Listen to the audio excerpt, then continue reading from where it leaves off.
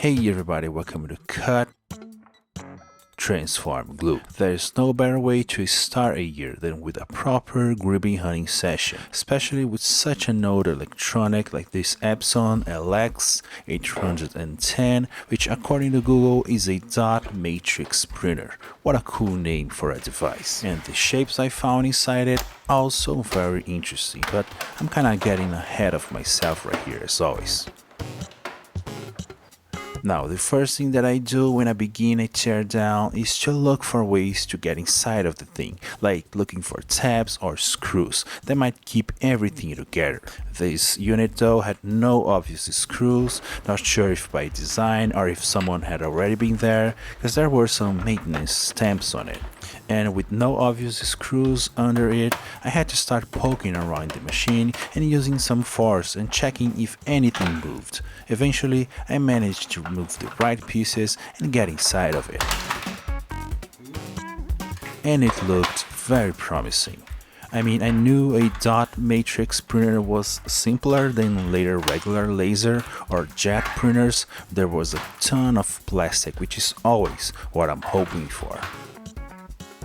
I quickly removed the core of the unit, the part that actually did the printing when this thing was alive, but I'll save the best for last and look for any other extra parts attached to the shell. I knew there were some very good looking buttons in this bad boy, so I went straight for it, and right here I found some of the few screws present in this machine.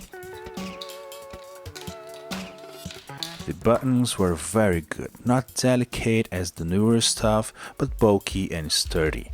This will look tremendously good on a big Mac like the Flamingo. Who else can't wait for a new Mac build? I'm already missing it. Also, inside each button, as some of you know, there are some tiny detail pieces, totally worth the extra work, cause these are great for the detailing process. Just gotta properly stash these tiny parts, cause they are super easy to lose. On the bottom, there were some big electronic parts, and even though I wasn't planning on using any of these, I took them apart just to see if anything could be saved. There was a big control board, this one right here, and this, which I believe is the power unit of the machine. I'm definitely not going to plug this into a wall. But in the main board, there were some small components that could be useful. I don't really know the name of these things. At the very bottom of the shell, there was a nice sheet of metal, which I don't really use on my builds. Okay, so now let's get to the good part, the bulk of this teardown and where the best greeblies were found. And this is where it became clear that this older machine design definitely avoided using screws, which I didn't know at the time if I hated or loved. Almost everything here came apart by pressing or pulling some small tabs. So the challenge was always to find the tabs and know precisely how to move them, where usually I have to battle with some locked screws. Yeah, when I put it like that, this design choice was actually pretty amazing. The pieces were bulkier than what I usually find inside some more recent machines, and the plastic was much sturdier, not that white, slippery, immune to CA glue and aversive to primer and paint plastic that is so common these days. And overall, most pieces came apart easily, with some occasional exceptions, of course. Another very interesting thing is symmetry. Many of these shapes were symmetric, which is not that common on printers. The paper roller, I guess, that black tube right there, came out very easy. I'm not sure I can do anything with this, but maybe this is a good roller to stretch some epoxy putty. We'll see. As I said, the inside pieces of this unit were so interestingly attached together that sometimes just a poke on the right direction was enough to separate the parts. This is not what usually happens when I'm taking something apart, so yeah, right at that moment I noticed that this was going to be a super fun process. And here's when I found this, which I believe is the gem of this greeblie hunting session, the best piece of it all, but I'll show it in great detail in the end of the video.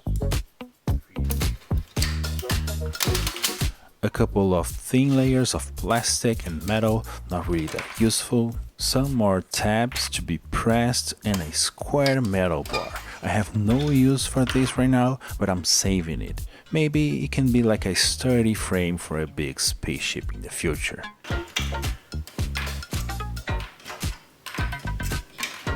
And speaking of metal bars, here's the structure I believe kinda helped keeping the paper aligned for the printing. Other folks can probably help me with this information. I was too young and dumb to notice how that worked when these were around. In terms of parts for my models, also great things here. Some symmetric mirrored shapes, super useful stuff. Symmetry is not that common, so I'm always happy when I find some things like this. And then one extra big piece on that same metal bar, and then I went for the stepper motors.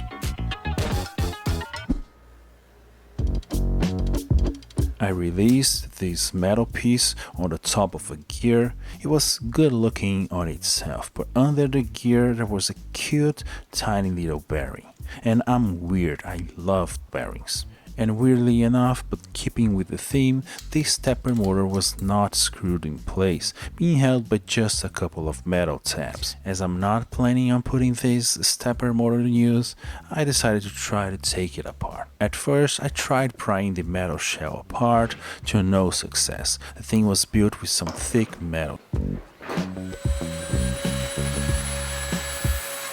So I actually had to use my Dremel to cut this spot welding that keep the body shut, and once I did that, I was able to remove the top section and access the core of the motor.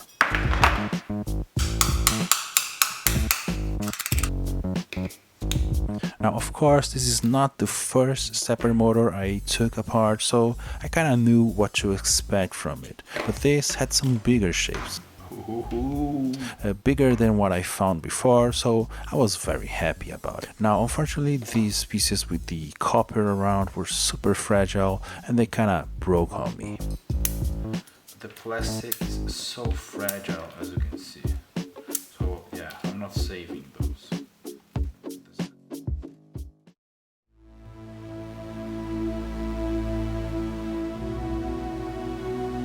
But now let's go ahead and check everything that I was able to save from this old dot matrix printer. Beginning with the metal part from the stepper motor, super good looking, and I was actually able to retrieve a couple of them, one from each motor. Then of course comes this one right here, which I believe is the best greeblie of this whole hunt session, and I'm very happy to say that there are 3 of these. I can think of a build just from looking at these pieces.